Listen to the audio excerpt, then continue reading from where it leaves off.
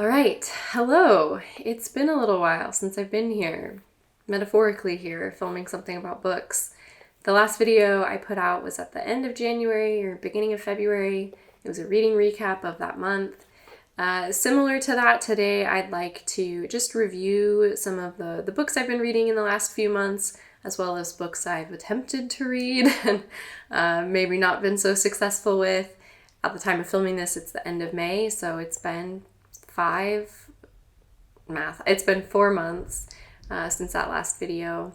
It's been an interesting last few months. It's been somewhat overwhelming for me, and I like to think of these videos as kind of time capsules, and so I'm going to talk a little bit about the last few months, specifically with my job and some things that are on my mind. So if that's not interesting to you, there are timestamps you can skip to the book stuff. But I think I've mentioned in at least one previous video that I work with tribal nations in the US. I'm also a tribal citizen myself, but my full-time job day-to-day is supporting tribal decision-making and empowering tribal sovereignty. And the last few months have been pretty bewildering. I know that it's common when a new administration comes into the US government. A lot of policy changes happen, a lot of new orders and actions go out, but the scale to which that has been happening under this current administration has just been, it's like a barrage. It's really difficult to keep up with. And when it comes to tribal nations specifically, it's my opinion, it's my observation that they're often an afterthought in governmental decision making, and so these policies get rolled out without tribal considerations in mind, and then they impact tribes in really specific ways, and then the government kind of backpedals really fast, and there's just a lot of confusion about whether things are going to stick or not.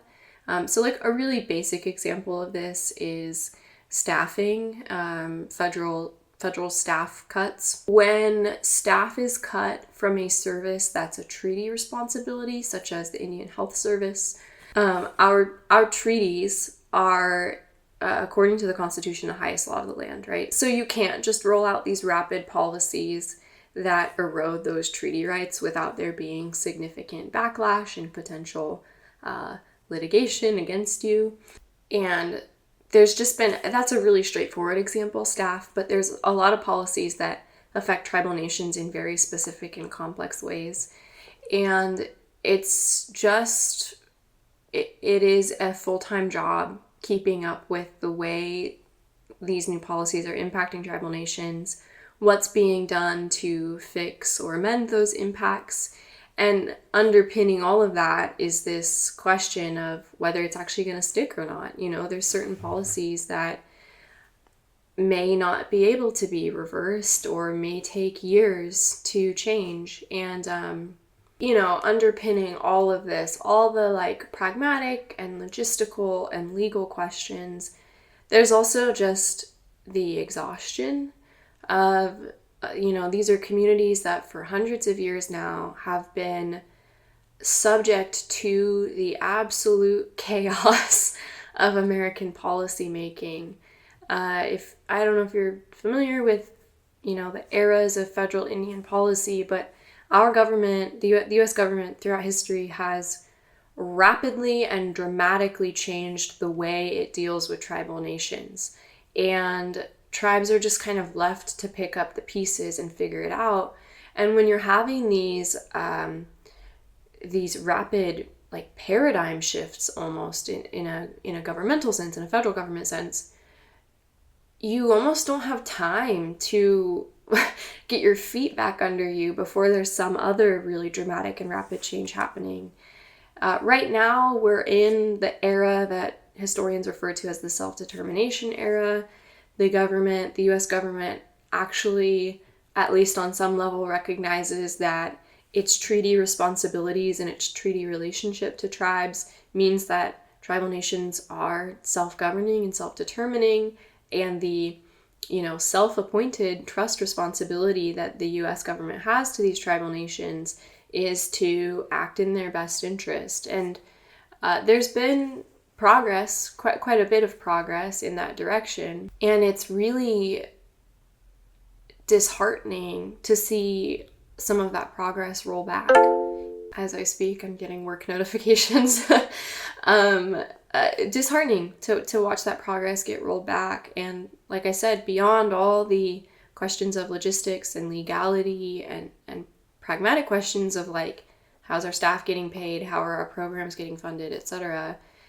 There's just this like cumulative trauma and exhaustion of, here we go again.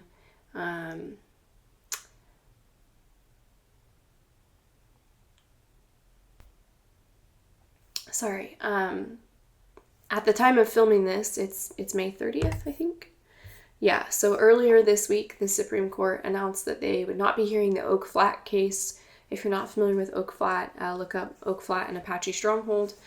And the kind of like psychic blow of that decision is hard to express. I am as a person temperamentally pretty optimistic. I really like to believe that things will work out for the better.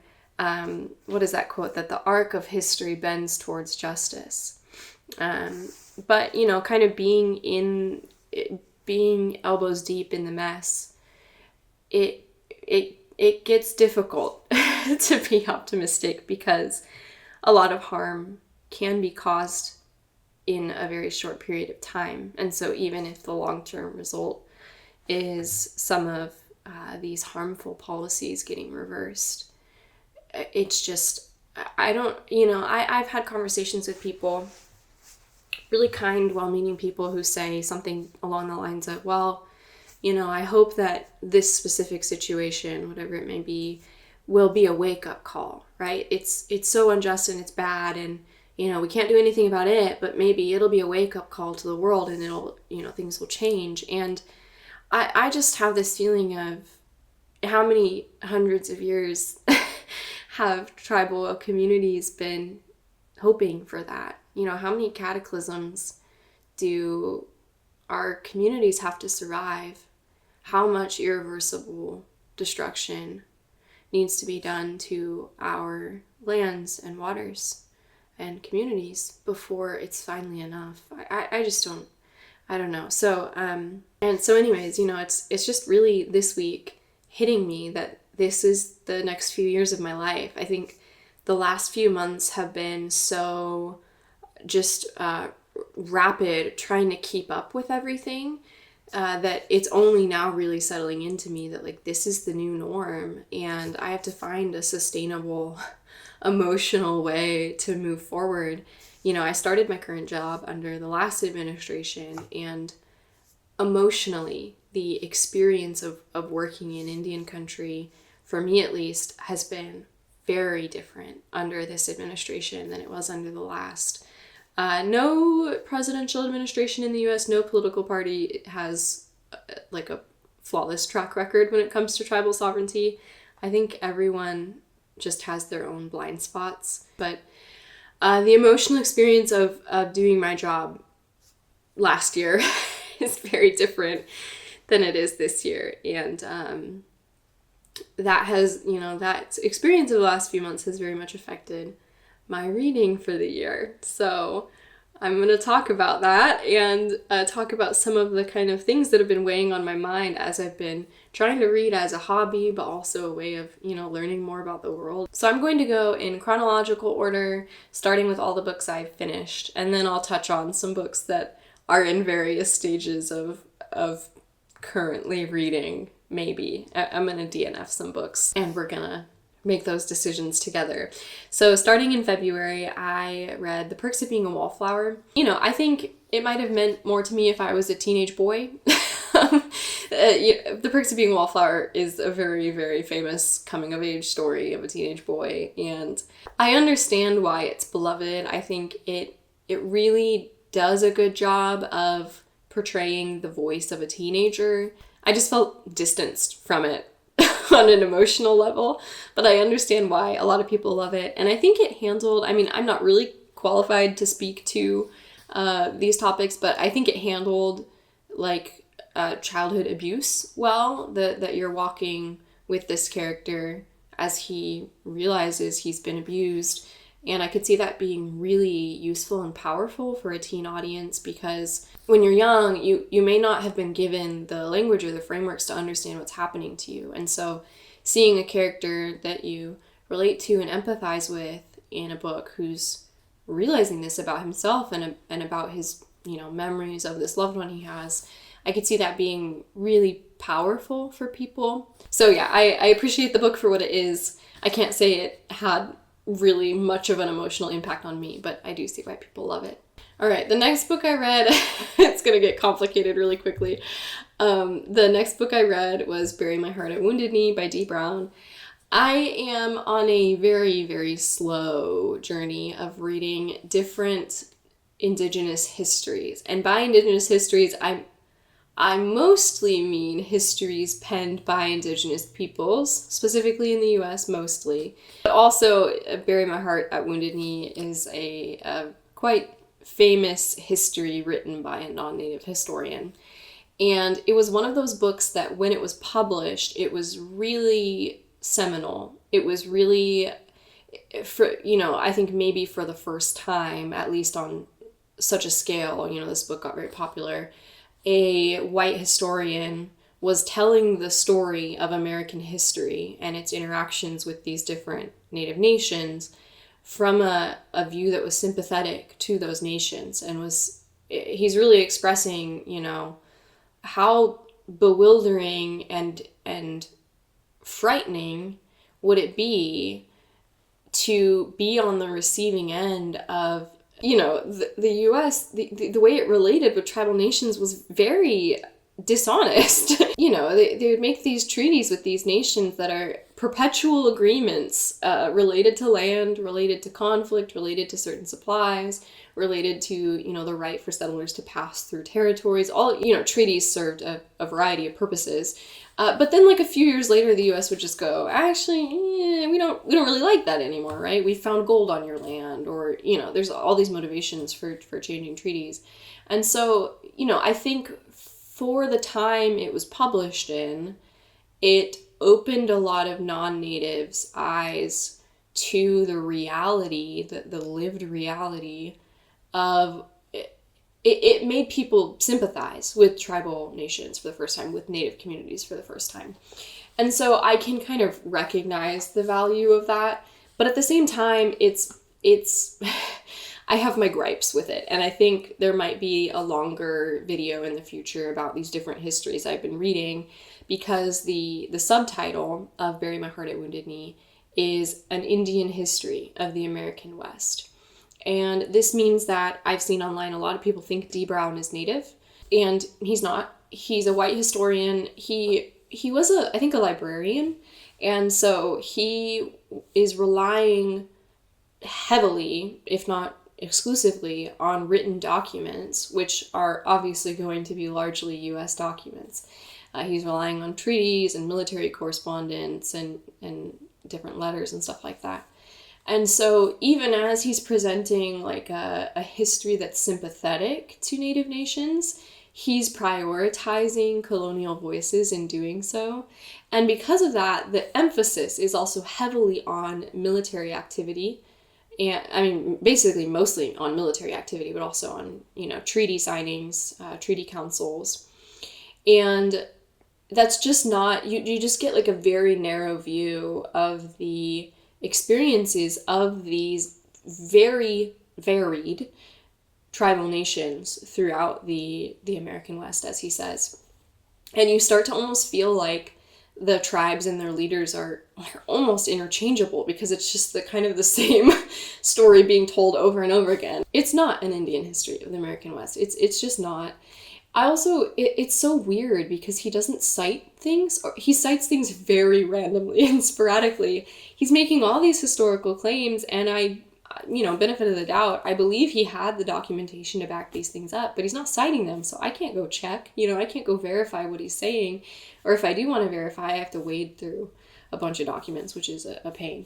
I do that for my job. I don't want to do it for my fun reading hobby. And finally, I think kind of my big overarching criticism, and criticism that I've seen from other Native readers as well, is that Bury My Heart at Wounded Knee very much is born in the milieu of the vanishing Indian trope. This idea that there were these great tribal nations and the U.S. trampled them, and now they're gone. They've died out. They're vanishing, and if not, have already vanished. And I don't have it with me right now. Maybe I'll put like a picture of a quote or two on the screen. But a lot of the chapters, these chapters would focus on one Native nation. So you'd have a chapter. You'd have a chapter on like the Nez Perce, for example, and then the end of the chapter would almost always end with some line about like, and such was the end of the great Nez Perce. And it's like, I was in a meeting with someone from Nez Perce yesterday. Like, they're still here. We're all still here. And, I think we can be realistic about the real harm and destruction that was caused by colonialism without acting like our communities have died out and our cultures have died and we're gone. So yeah, there's a book called The Heartbeat of Wounded Knee that I haven't read yet. It's on my shelf over there. It's on my list. That is a Native, I believe it's an Ojibwe author. And the title is kind of a response to Bury My Heart at Wounded Knee. He's saying there's a heartbeat there. It's still alive, right? And so he's kind of challenging this historical view that Native nations have vanished and been killed out. So that's Bury My Heart at Wounded Knee. It's dense, and I don't know that I would really recommend it. I'm glad I read it as kind of a reference text moving forward. And like I said, I think, I can understand why historically at the time it was published, it was important.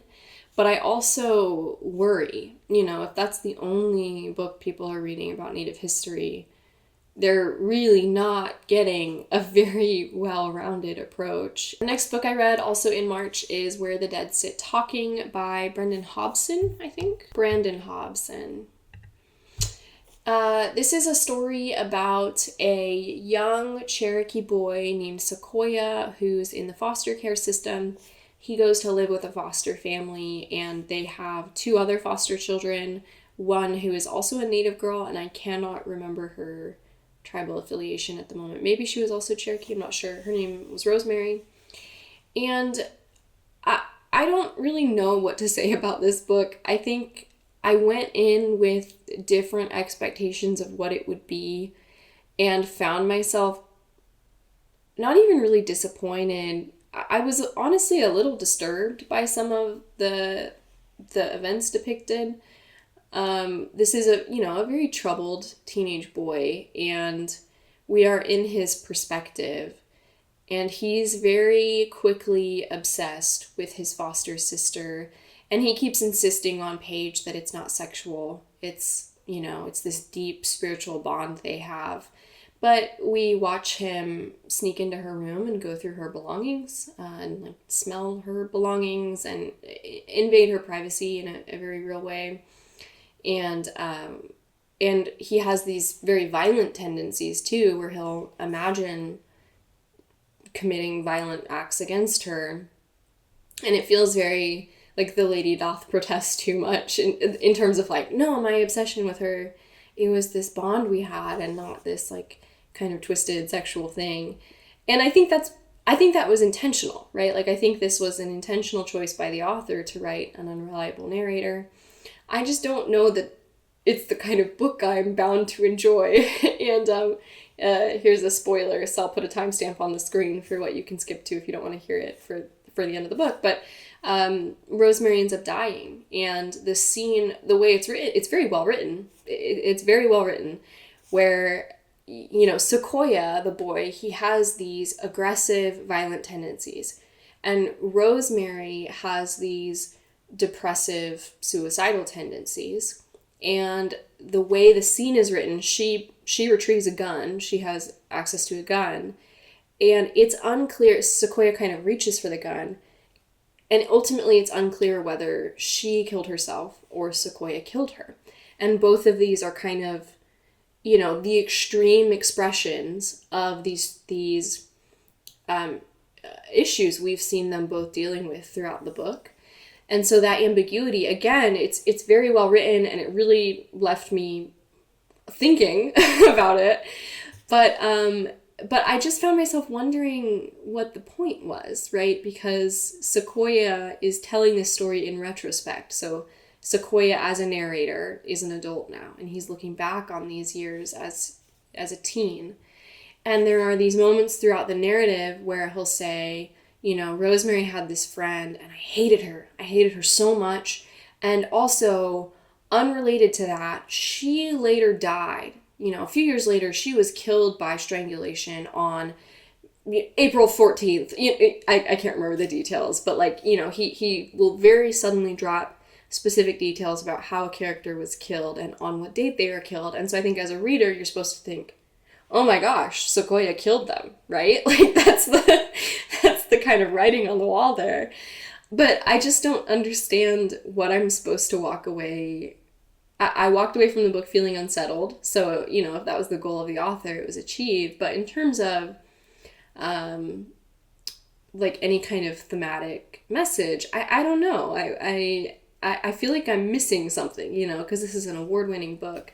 For some people, they really love it. It's a favorite of theirs. And so, I don't know if you've read it and you have thoughts, let me know. Because I just, like I said, I feel like I'm missing something. All right, we're in April now. In April, I read We Had a Little Real Estate Problem, The Unheralded Story of Native Americans in Comedy. I think that's the full subtitle.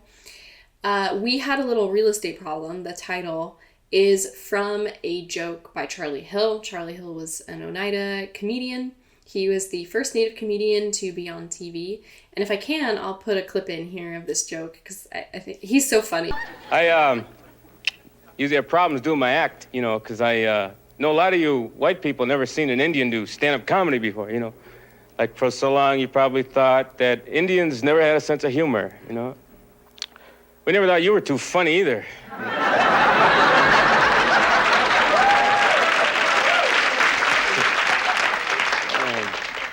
See some people back there putting their chairs in a circle. My name is Charlie Hill, Sagoli. I'm Oneida. I'm from Wisconsin. It's part of the Iroquois Nation. My people are from Wisconsin. We used to be from New York. We had a little real estate problem.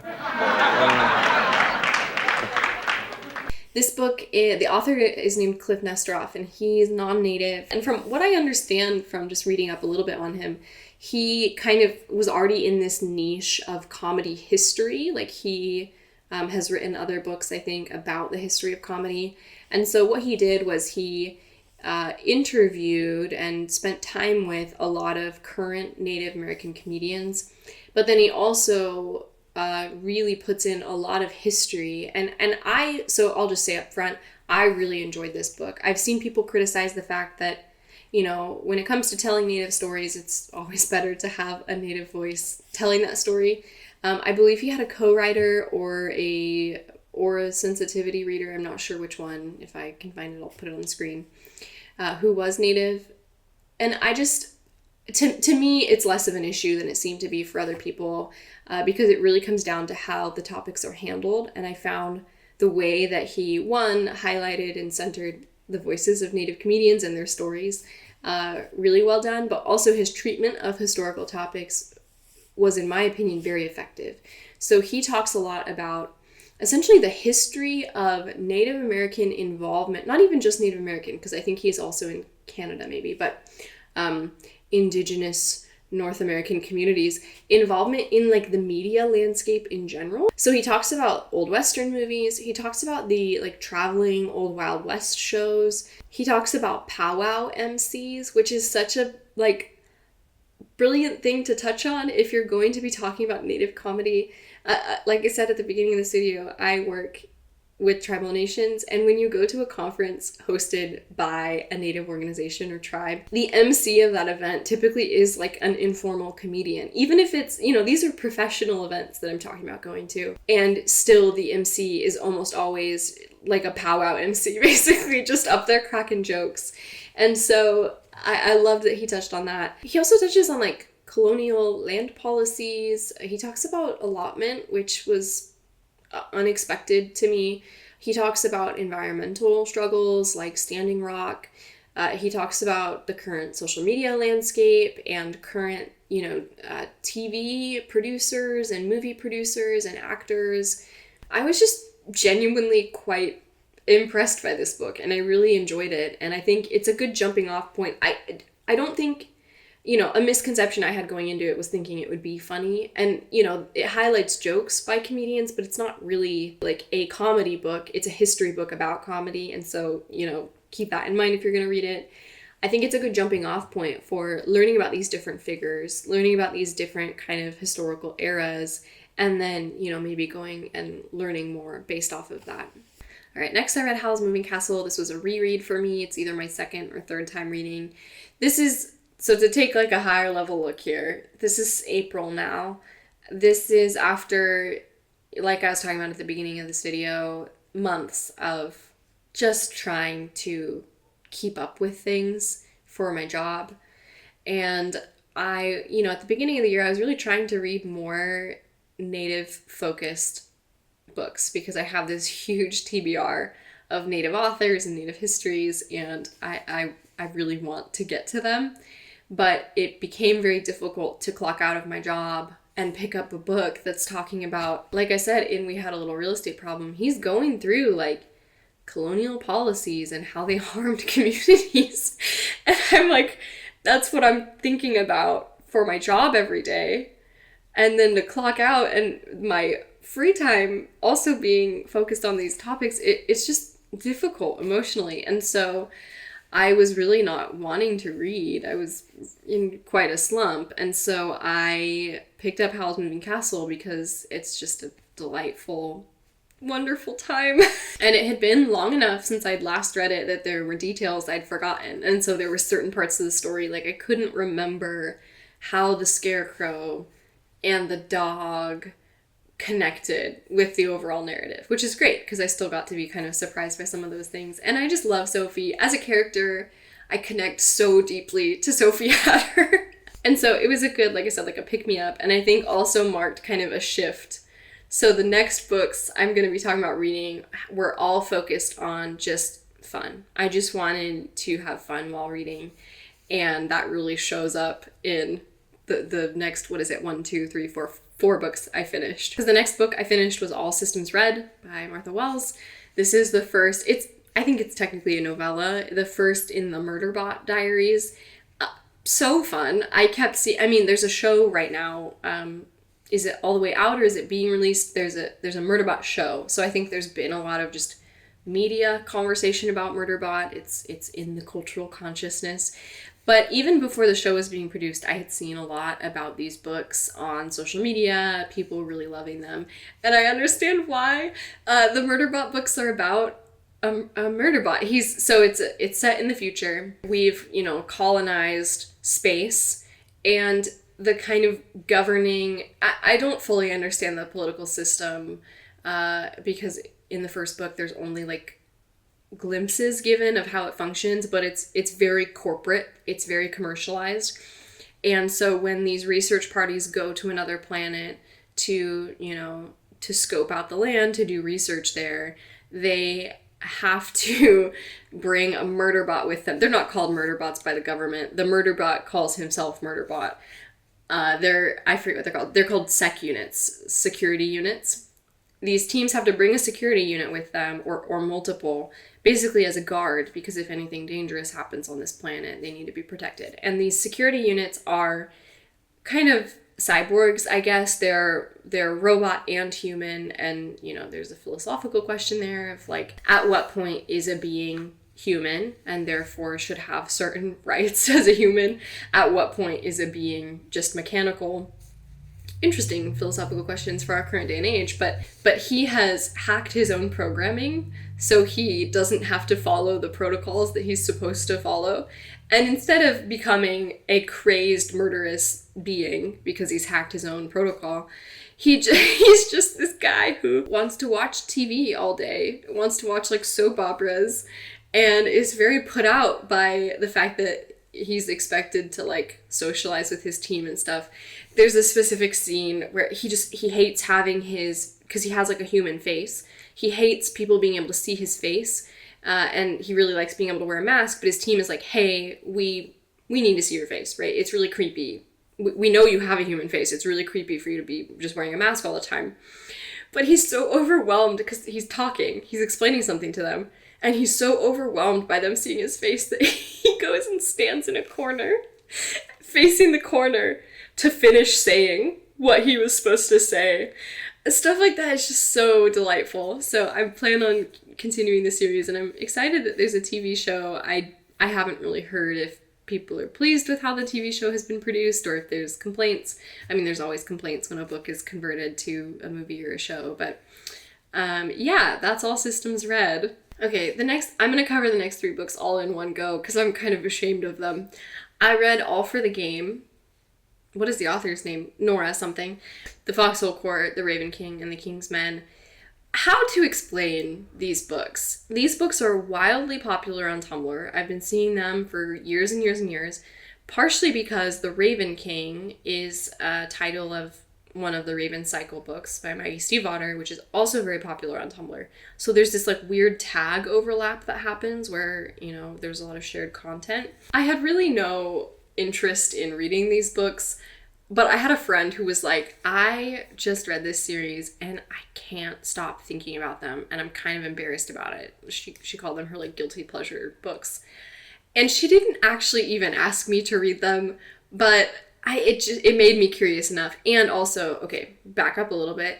This was at a time when I had a week-long migraine, and you know, my migraines vary a little bit, but usually I can handle audio a lot better than I can handle any kind of visual stimuli. And having a migraine that long is so boring because you can't do anything. You can't exercise.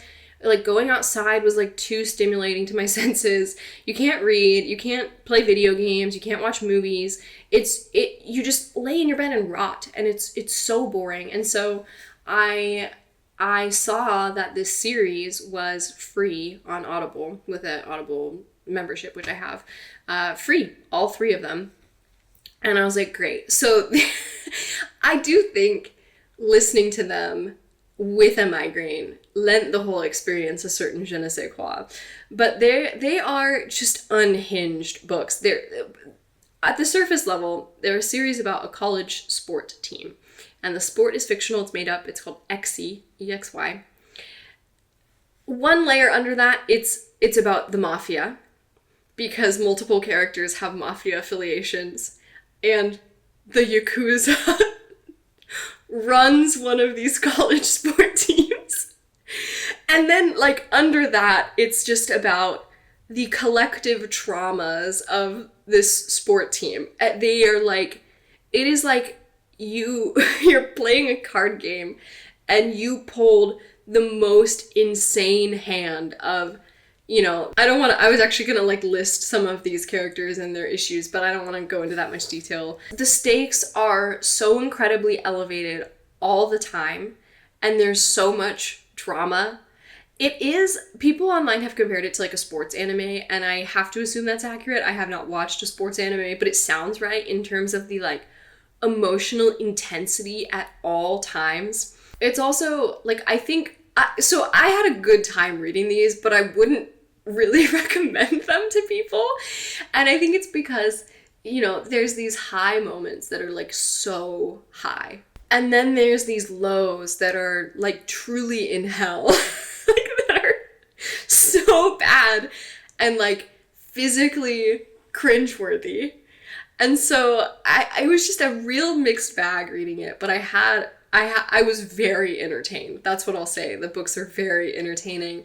And like I said, the highs are really high. There are these moments of interactions between characters or plot beats that are genuinely unique, right? And I think it's always really exciting to read a story where the author's just doing something unique and, you know, not falling back on overdone tropes.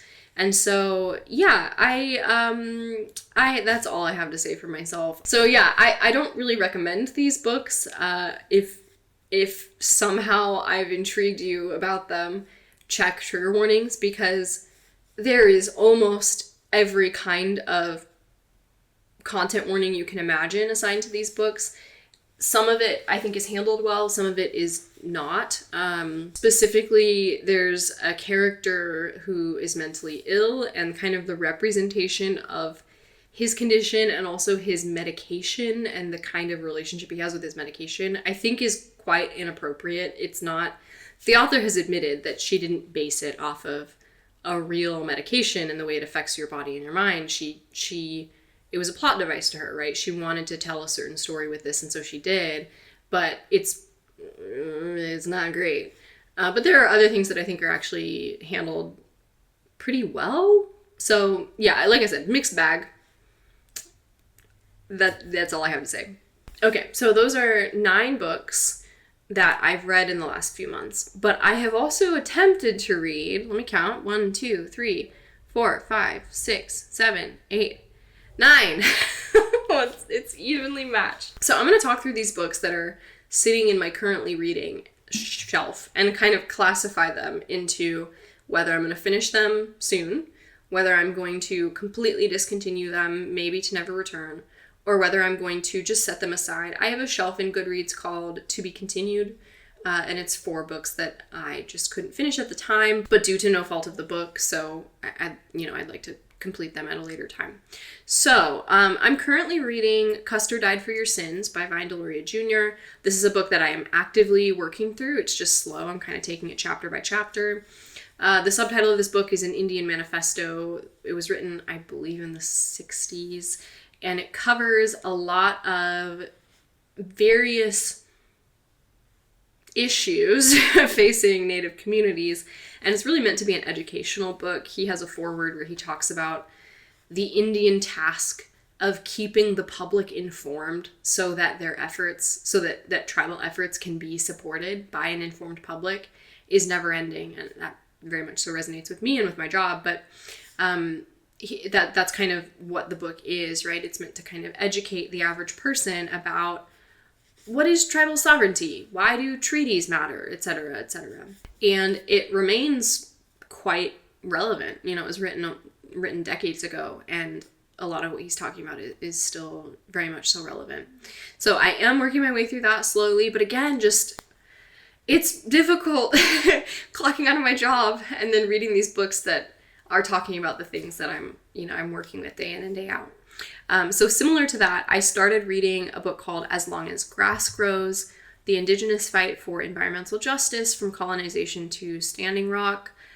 I am so interested in this book. I think it is a really important text, and I need to set it aside to continue later. I think I can only handle like one of these books at a time. Part of what is very important to me about a book like this is that the environmental justice movement and Native communities have a very ambivalent relationship. And I think for people who are not Native and who don't work with tribes, they don't always realize this. When you're a person who cares about the environment, you might just kind of assume in your head that, oh, like my priorities and values when it comes to the environment surely are shared equally by Native nations. And in reality, tribes are approaching these topics very differently.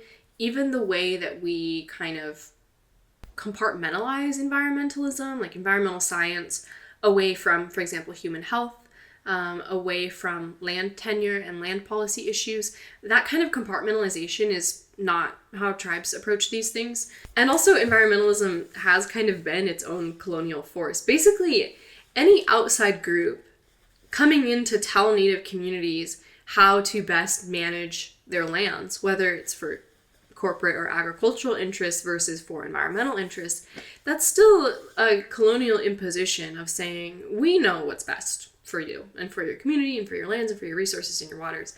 Whereas Native communities have lived on the land for thousands of years, right? And have their own ideas about how to manage the land for the benefit of the people and the land and even the economy. Like the economy is part of that conversation too. And so this book, As Long as Grass Grows, touches on that and touches on this uneasy relationship that exists because, we're seeing it now with the clean energy movement, for example.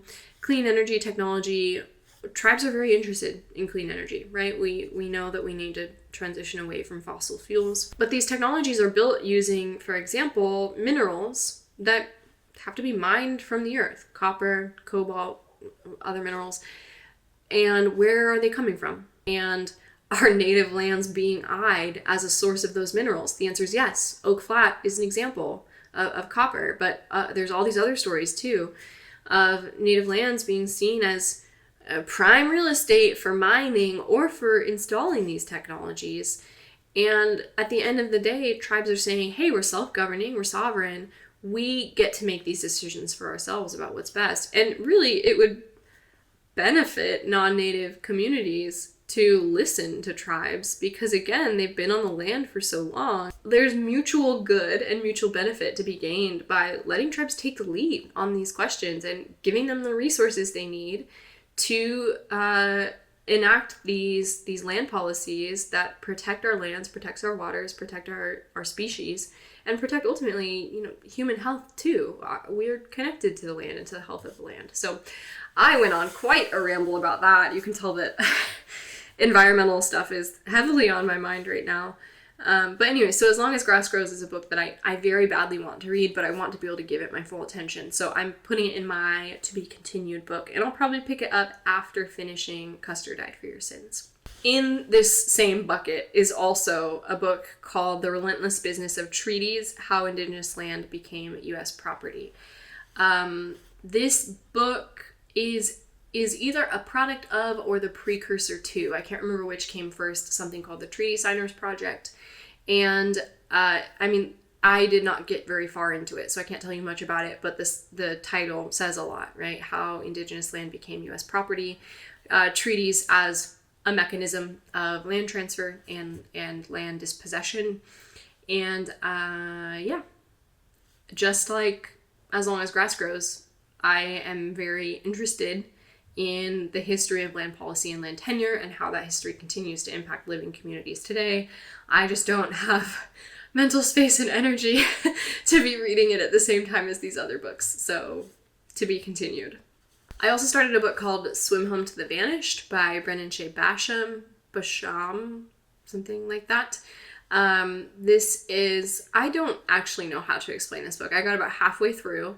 I set it down for long enough that now, if I want to finish it with it, which I do, I have to restart it, which is very depressing to me. But it's a very, it's a difficult book to explain. There's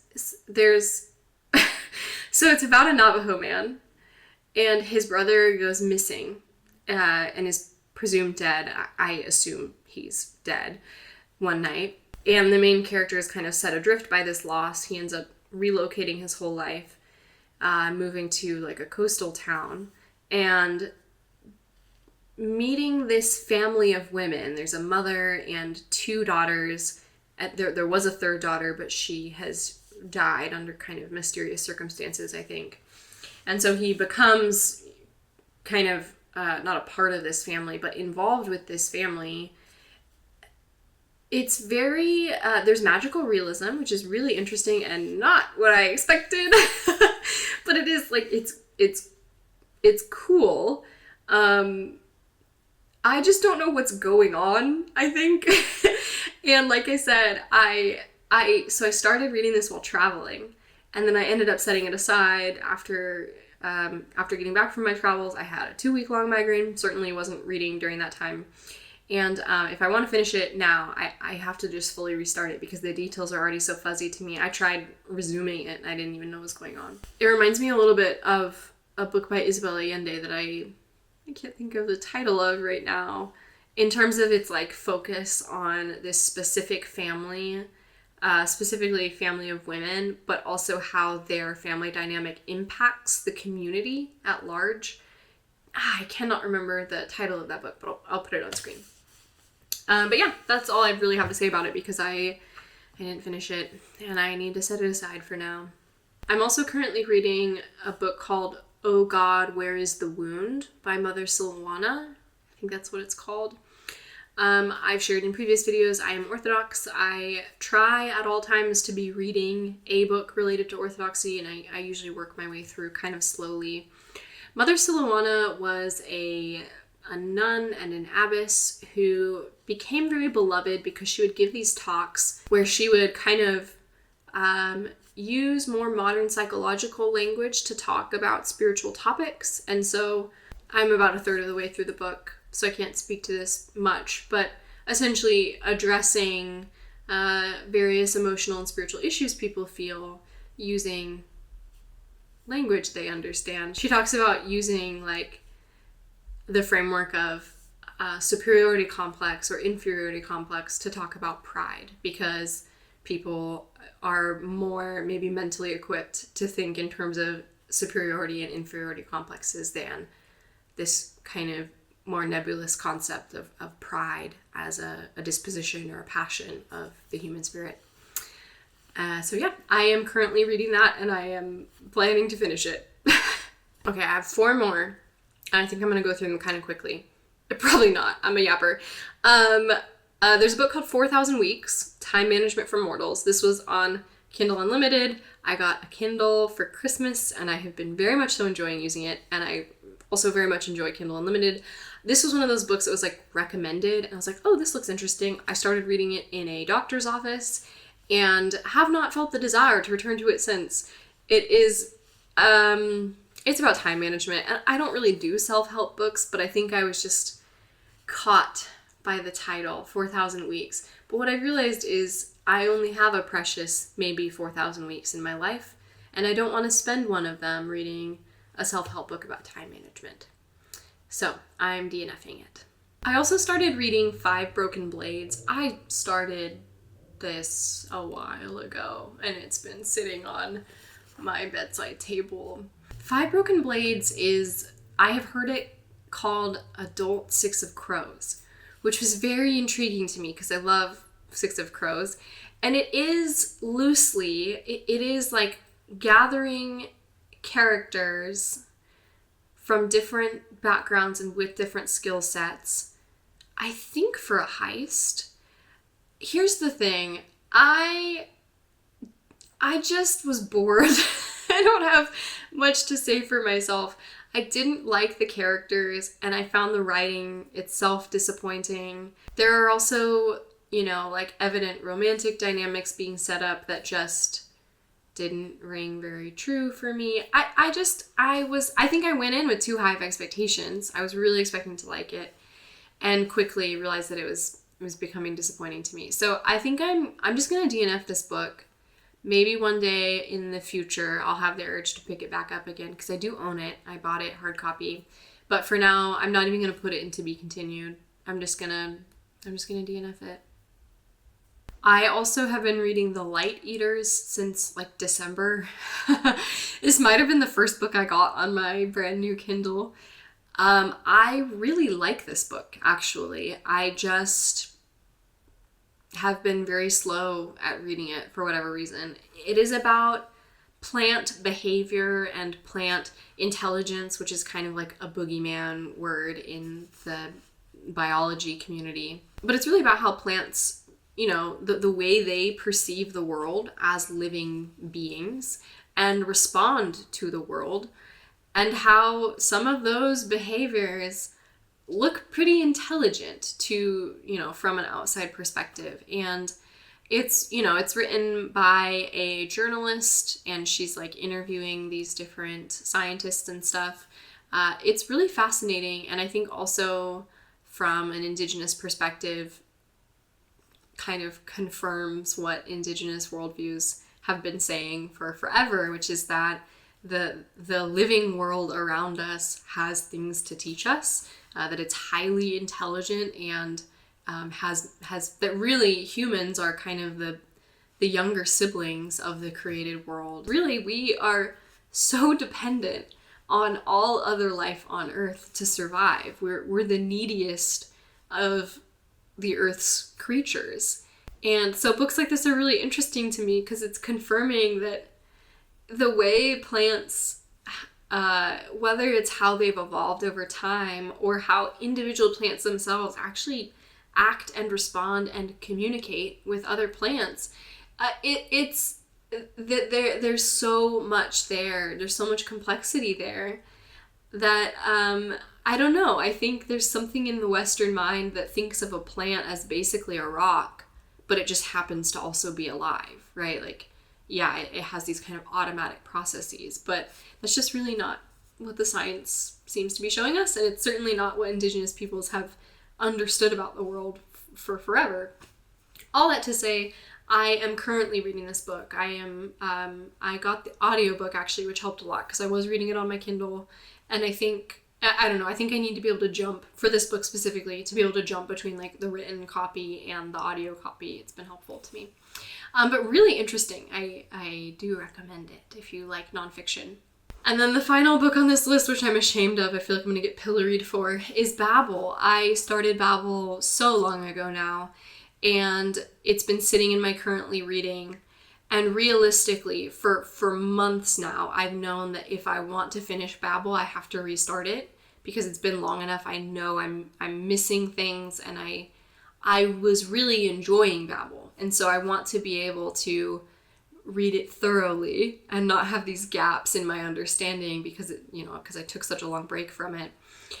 I don't really know what happened. There's no particular reason. I set it down and didn't pick it back up. It is a very long book, and for me, the reading experience was very slow, and so I think that was part of it. But I have to DNF it so that when I pick it up in the future, I restart it, because I can't just start from midway through. I'm disappointed in myself. But yeah, I'm gonna finally remove Babel from my currently reading, and one day I will continue it again. So that's where I'm at. Those are my 9 reads in the last few months, my 9 attempted reads that are now sorted into various buckets of commitment levels. And I don't know when I'll be back to talk more about books. I'm hoping that I can settle into more of a kind of steady emotional norm for the rest of the year, but we'll really see. My reading patterns are very, very affected by my work, and also I didn't even really talk about it, but I've been getting worse migraines this year, so I can't read. I can do audiobooks, like I said, typically, but not every book has an audiobook. Not every audiobook is really good quality, so that really affects my reading as well when I'm just down for the count for a week at a time, if not longer.